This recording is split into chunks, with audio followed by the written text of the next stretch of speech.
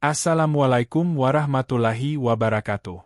Di sebuah acara yang penuh ketegangan di Amerika, seorang pendeta dengan nada sombong menantang umat Islam di hadapan ribuan penonton. Dia merobek Al-Quran sebagai tanda penghinaan. Namun tak disangka seorang pemuda Muslim menerima tantangan tersebut. Debat sengit pun terjadi antara keduanya dengan taruhan siapa yang kalah harus pindah agama. Simak cerita seru ini hingga akhir, dan semoga yang subscribe dilancarkan rezekinya. Di sebuah gereja besar di Amerika, tepat pada hari Minggu pagi, suasana mulai berubah drastis saat pendeta Andreas, seorang pemuka agama yang dikenal kontroversial, melakukan tindakan provokatif yang membuat semua orang terkejut. Dengan nada keras dan gerakan tangan yang penuh emosi, ia merobek halaman-halaman Al-Quran dengan penuh kebencian di hadapan umat jemaatnya. Tidak hanya itu, ia juga menyebarkan retorika kasar tentang Islam, menyebutnya sebagai agama yang tidak memiliki dasar logis. Ahmad, seorang pemuda Muslim yang sedang berada di sana untuk menghadiri acara interagama bersama komunitasnya, langsung terperanjat melihat aksi tersebut. Ia tidak menyangka bahwa kegiatan yang awalnya dirancang untuk dialog damai justru berubah menjadi medan perang ideologi. Dengan suara gemetar namun penuh tekad, Ahmad maju ke depan altar dan berkata, "Tuan Pendeta, apa alasan Anda melakukan ini? Apakah Anda benar-benar yakin bahwa tindakan ini akan membawa kedamaian atau hanya memupuk kebencian?"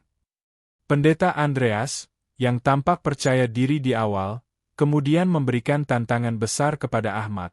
"Jika kamu begitu yakin dengan keyakinanmu, maka mari kita adu dalam sebuah debat. Siapapun yang kalah harus meninggalkan agamanya dan memeluk keyakinan lawannya." Suasana gereja menjadi sunyi, para jemaat terbelalak tak percaya mendengar tantangan tersebut. Namun, tanpa ragu, Ahmad menerima tantangan itu dengan kepala tegak. Ia tahu bahwa momen ini bukan hanya soal dirinya, tetapi juga tentang membela nilai-nilai yang telah dipercayainya selama hidup. Setelah tantangan diterima, Pendeta Andreas langsung memulai serangannya dengan 3 pertanyaan yang dirancang untuk menggoyahkan iman Ahmad. Dengan nada provokatif dan penuh skeptisisme, ia melemparkan pertanyaan pertama. "Apa bukti bahwa Tuhan umat Islam itu ada? Jika ada, tunjukkan padaku sekarang." Pendeta Andreas mencoba menunjukkan bahwa keyakinan Islam tidak lebih dari sekadar mitos atau hayalan tanpa dasar empiris. Ia kemudian melanjutkan dengan pertanyaan kedua, yang jauh lebih personal. "Mengapa Nabi Muhammad memiliki banyak istri? Apakah karena nafsu?" Pertanyaan ini disampaikan dengan nada sinis, seolah-olah ingin menyinggung harga diri Islam secara keseluruhan. Pendeta Andreas mencoba menempatkan Nabi Muhammad sebagai sosok yang kurang bermoral, sehingga mengaburkan citra kebesaran beliau dalam hati kaum Muslim. Pertanyaan ketiganya adalah yang paling filosofis, tetapi tetap syarat dengan rasa penolakan. "Jika Allah Maha Kuasa, mengapa butuh Jibril sebagai perantara wahyu? Bukankah ini menunjukkan bahwa dia lemah dan tidak bisa berkomunikasi langsung dengan manusia?" Pertanyaan-pertanyaan tersebut dilontarkan dengan tujuan untuk menyerang pondasi intelektual Islam dan mempertanyakan validitasnya sebagai agama ilahi. Suasana gereja semakin tegang. Pendeta Andreas tersenyum puas setelah menyelesaikan rangkaian pertanyaannya, seolah-olah ia yakin bahwa Ahmad tidak akan mampu menjawabnya dengan cara yang rasional dan meyakinkan. Namun, ia tidak menyadari bahwa Ahmad telah siap untuk memberikan jawaban yang lebih kuat daripada yang ia bayangkan. Dengan ketenangan luar biasa yang jarang ditemui di situasi seperti ini, Ahmad mulai menjawab pertanyaan-pertanyaan tersebut satu persatu. "Tentang eksistensi Tuhan," katanya pelan tapi pasti, "kita tidak bisa menunjuk padanya seperti objek fisik. Namun, alam semesta ini adalah bukti keberadaannya. Setiap aturan alam, setiap harmoni yang kita lihat, adalah karyanya. Bumi berputar di sekitar matahari, gravitasi bekerja tanpa henti, bahkan DNA kita memiliki kompleksitas yang luar biasa. Semua ini menunjukkan bahwa ada desainer agung di balik segala sesuatu." Melihat Pendeta Andreas masih diam, Ahmad melanjutkan menjawab pertanyaan kedua tentang perkawinan Nabi Muhammad. Perkawinan Nabi Muhammad memiliki konteks historis dan tujuan mulia, katanya dengan nada yakin. Sebagian istrinya adalah janda yang membutuhkan perlindungan, seperti Siti Hadijah, yang wafat saat Nabi masih hidup. Selain itu, beberapa perkawinan dilakukan untuk memperkuat hubungan diplomatik antar bangsa, serta untuk menegakkan nilai-nilai sosial seperti persaudaraan dan toleransi. Ahmad juga menekankan bahwa Nabi Muhammad hidup dalam monogami selama 25 tahun dengan Siti Hadijah, yang menunjukkan bahwa perkawinan beliau bukanlah hasil nafsu semata. Penjelasan ini membuat beberapa jemaat gereja mulai bergumam, menyadari bahwa pandangan mereka tentang Nabi Muhammad mungkin terlalu dangkal dan didasarkan pada stereotip negatif saja. Ketika sampai pada pertanyaan ketiga, Ahmad menjelaskan dengan sangat detail tentang peran malaikat Jibril dalam proses penurunan wahyu. Allah tidak butuh perantara karena lemah, tetapi karena Dia adalah Zat yang Maha Suci dan Maha Tinggi, katanya dengan nada tegas. Bayangkan jika Tuhan, yang Maha Suci dan Maha Mulia, langsung berbicara kepada manusia yang penuh dosa dan kelemahan. Bagaimana mungkin manusia dapat menerima wahyu tersebut tanpa merusak batas-batas spiritual yang ada? Ahmad melanjutkan, Jibril hanyalah alat untuk menyampaikan wahyu kepada manusia.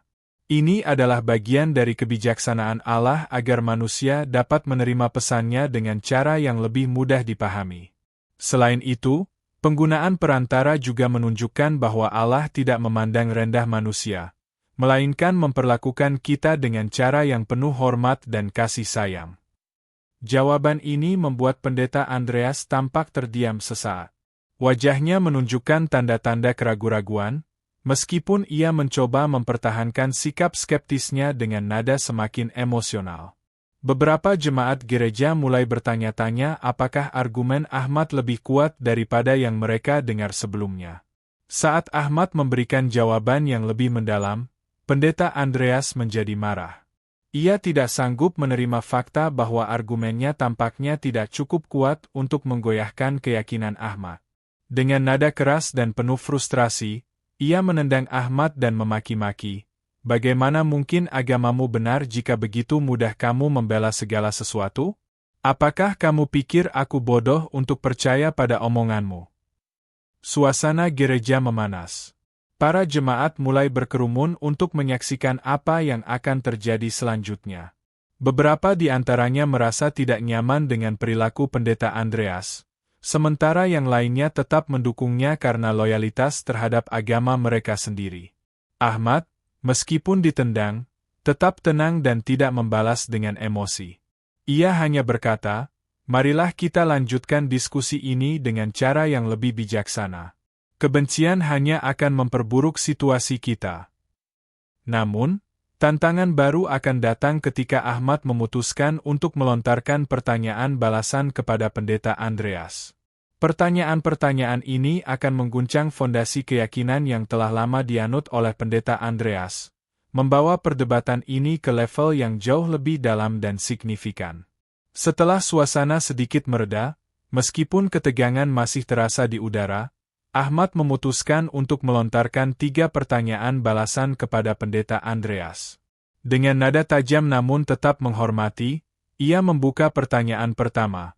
Apakah Yesus itu Tuhan atau manusia biasa? Suasana gereja seolah berubah menjadi sunyi senyap.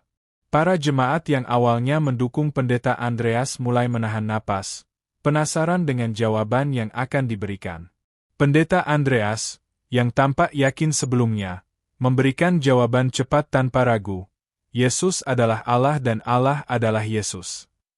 Namun, Ahmad tidak puas dengan jawaban tersebut.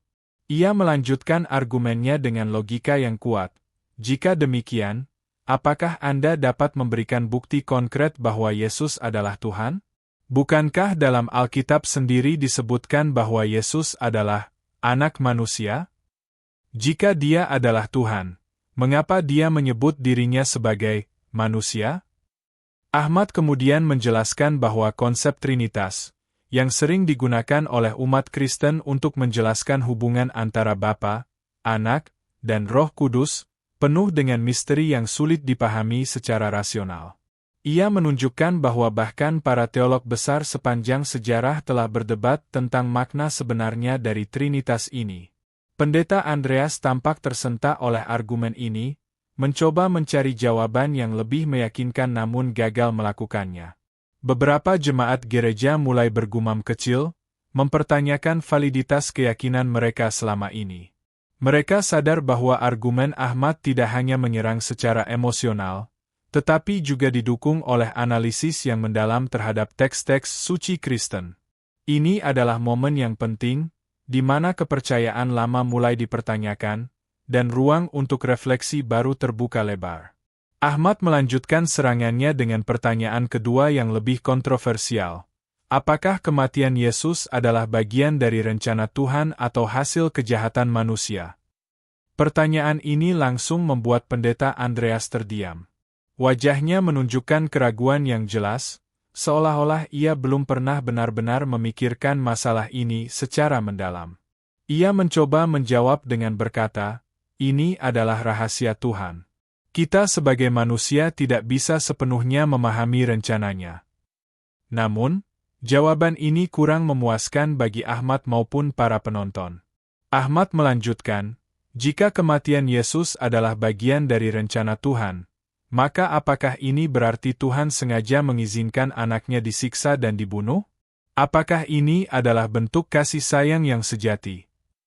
Ahmad kemudian menekankan bahwa pandangan Islam tentang Yesus sangat berbeda.